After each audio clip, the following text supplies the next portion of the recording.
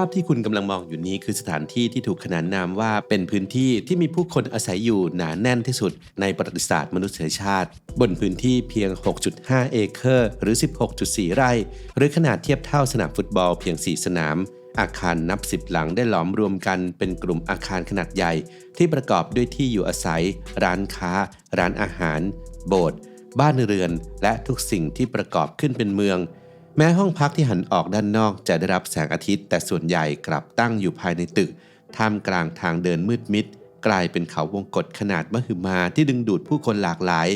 นี่คือเรื่องราวของเมืองคอนกรีตต้นแบบที่เคยแออัดที่สุดในโลกไปติดตามกันครับในยุคที่ความท้าทายของชีวิตไม่เคยหยุดนิ่งสมองของคุณยิ่งควรได้รับการดูแลเป็นพิเศษด้วยคุณประโยชน์จากโอเมก้า 3 Norway Ultra แอสตาแซนทีนจาก Clarity น้ำมันปลาที่ผสานเข้ากับแอสตาแซนทีนซึ่งมีฤทธิ์ต้านอนุมูลอิสระมากกว่าวิตามินซีถึง 6,000 เท่าเริ่มสร้างสุขภาพสมองให้แข็งแรงอย่างมีประสิทธิภาพไปพร้อมกับผมศึกษาข้อมูลเพิ่มเติมของแบรนด์ที่ผมไว้ใจได้ที่ clarity.asia/abdulthai หรือคลิกลิงก์ใต้คลิปได้เลยครับ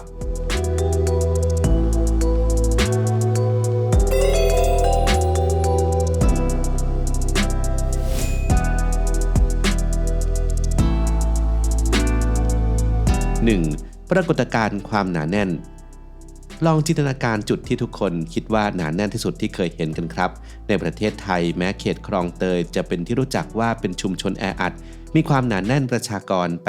8,650 คนต่อตารางกิโลเมตรส่วนเขตปทุมวันซึ่งเป็นศูนย์กลางธุรกิจของกรุงเทพมีความหนาแน่นประชากร 12,106 คนต่อตารางกิโลเมตรเขตป้อมปราบศัตรูพ่ายในกรุงเทพมหานครคือพื้นที่ที่มีความหนาแน่นประชากรสูงที่สุดในประเทศไทยโดยมีประชากรมากถึง 22,243 คนต่อตารางกิโลเมตรในพื้นที่เพียง 1.93 ตารางกิโลเมตรแต่เมื่อเปรียบเทียบกับเมืองกำแพงเกาลูนตัวเลขกลับน่าตกใจในปี 1987 การสำรวจประเมินว่ามีผู้คนอาศัยอยู่ถึง 33,000 คนในพื้นที่เพียง 6.5 เอเคอร์หรือ 0.02 ตารางกิโลเมตรเทียบเท่ากับสนามฟุตบอลเพียง 4 สนามความหนาแน่นนี้เป็นปรากฏการณ์ที่ไม่เคยมีมาก่อนและในความเป็นจริงตัวเลขอาจสูงกว่านั้นโดยบางการประเมินระบุว่าอาจมีคนอยู่มากถึง 50,000 คนสิ่งที่แปลกประหลาดที่สุดเกี่ยวกับเมืองกำแพงเกาลูนคือความแตกต่างระหว่างภายในเมืองและนอกเมืองแบบผิดหูผิดตาในขณะที่ภายในเมืองแออัดยัดเยียดด้วยตึกเบียดเสียดพื้นที่ด้านนอกกำแพงนั้นมีอาคารที่ห่างกันพอเหมาะและมีสวนสาธารณะพร้อมสนามกีฬาทั้งหมดนี้เป็นเพราะเมืองกำแพงเกาลูนไม่ได้เป็นส่วนหนึ่งของฮ่องกงมีสถานะทางกฎหมายเป็นของตัวเอง 2. จากป้อมทหารสู่เมืองไร้ระเบียบ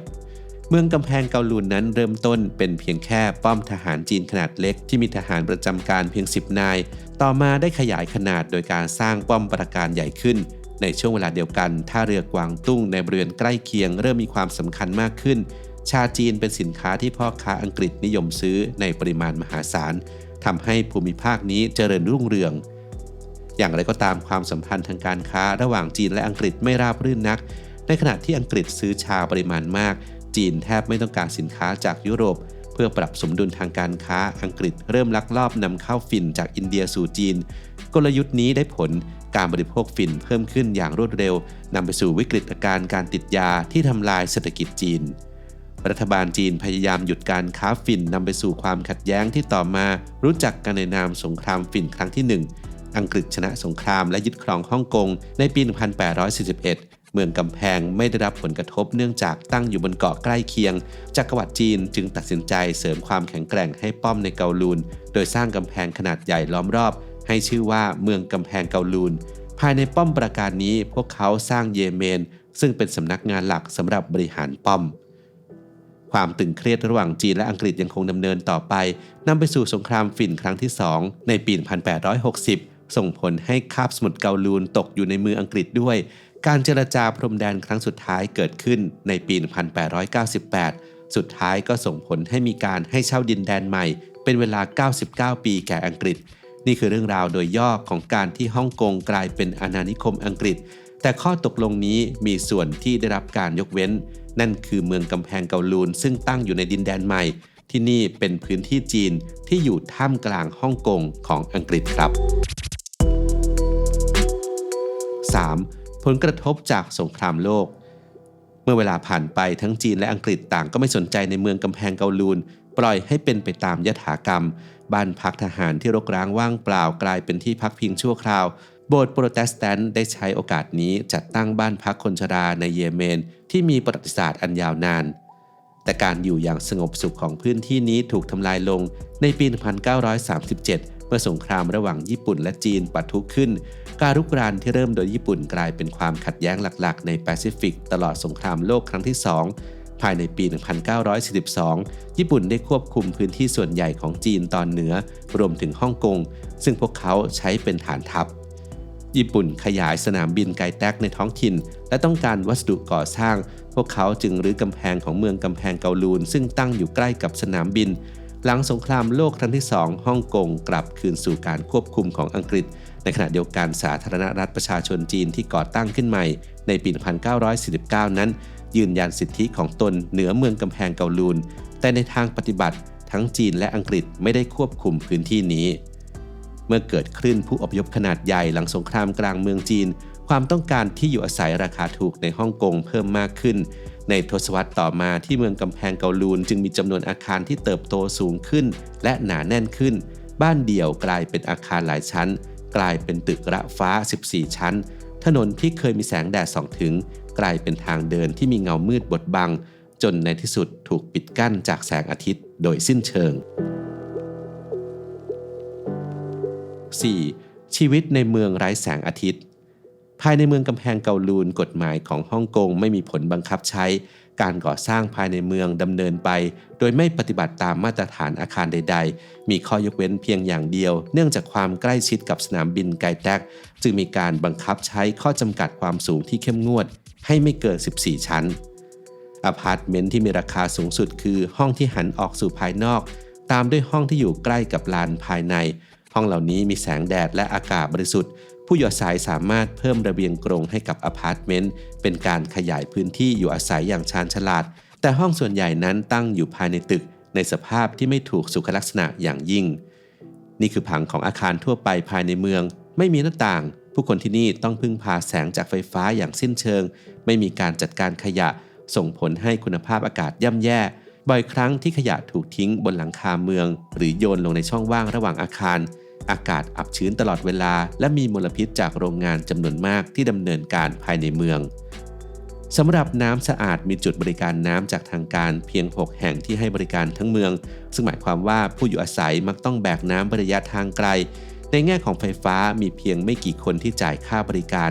แต่แทนที่จะจ่ายผู้อยู่อาศัยส่วนใหญ่เลือกที่จะดึงไฟฟ้าจากสายเคเบิลภายนอกอย่างผิดกฎหมายเดินสายผ่านเขาวงกตอันซับซ้อนของทางเดินแคบๆ5. ระบบนิเวศแบบอิสระสภาพความเป็นอยู่ที่ยากลำบากไม่เพียงแต่ดึงดูดผู้ที่ต้องการที่อยู่อาศัยราคาถูกสถานะทางกฎหมายที่คลุมเครือของเมืองยังดึงดูดผู้ที่มองเห็นโอกาสทางธุรกิจสีเทาเมืองกำแพงเกาลูนกลายเป็นศูนย์กลางที่ได้รับความนิยมสำหรับทันตแพทย์หลายคนได้รับคุณวุฒิในจีนแผ่นดินใหญ่แต่พบว่าใบอนุญาตของพวกเขาไม่ได้รับการยอมรับในฮ่องกงที่ปกครองโดยอังกฤษทำให้พวกเขาไม่สามารถประกอบวิชาชีพอย่างถูกกฎหมายในที่อื่นในเมืองได้จึงย้ายมาประกอบอาชีพอยู่ที่นี่การขาดการกำกับดูแลยังทำให้โรงงานต่างๆเช่นโรงงานโลหะเฟื่องฟูภายในเมืองและครัวต่างๆขายอาหารยอดนิยมที่ผิดกฎหมายในส่วนอื่นของฮ่องกงเช่นเนื้อสุนัขโดยทั่วไปการผลิตอาหารเป็นธุรกิจทั่วไปภายในเมืองแม้จะอยู่ในสภาพที่ไม่ถูกสุขลักษณะอย่างสิ้นเชิงมีการกล่าวกันว่าอาหารหลายอย่างที่แปรรูปที่นี่ในตอนกลางวันจะไปปรากฏบนจานของร้านอาหารราคาแพงทั่วฮ่องกงในตอนกลางคืน 6. อำนาจในเงามืด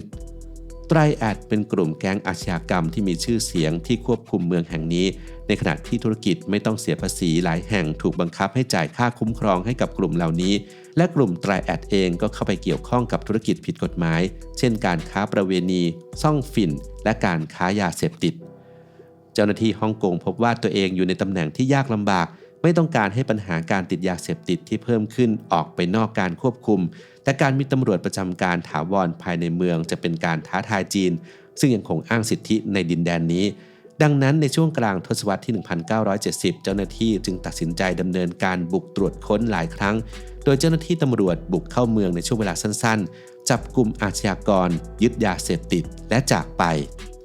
ขณะเดียวกันองค์กรช่วยเหลือเอกชนต่างๆก็ได้ก่อตั้งขึ้นบริหารโรงเรียนอนุบาลตลอดจนศูนย์เยาวชนมิชชันนารีคริสเตียนที่ให้ความช่วยเหลือเยียวยาผู้ติดยาเสพติด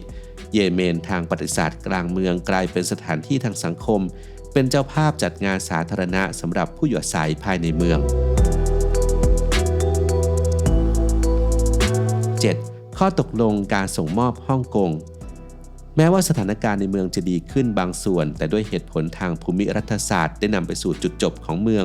สถานะทางกฎหมายของเมืองนี้เป็นผลมาจากการให้เช่าพื้นที่99ปีของดินแดนใหม่โดยรอบในปี 1984 หลังการเจรจาหลายปีสหราชอาณาจักรและจีนตกลงที่จะมอบฮ่องกงทั้งหมดคืนให้จีนการส่งมอบนี้มีกำหนดในปี 1997แม้จะมีการต่อต้านอย่างหนักจากผู้อยู่อาศัยภายในเมืองแต่รัฐบาลทั้งสองนั้นร่วมกันตัดสินใจว่า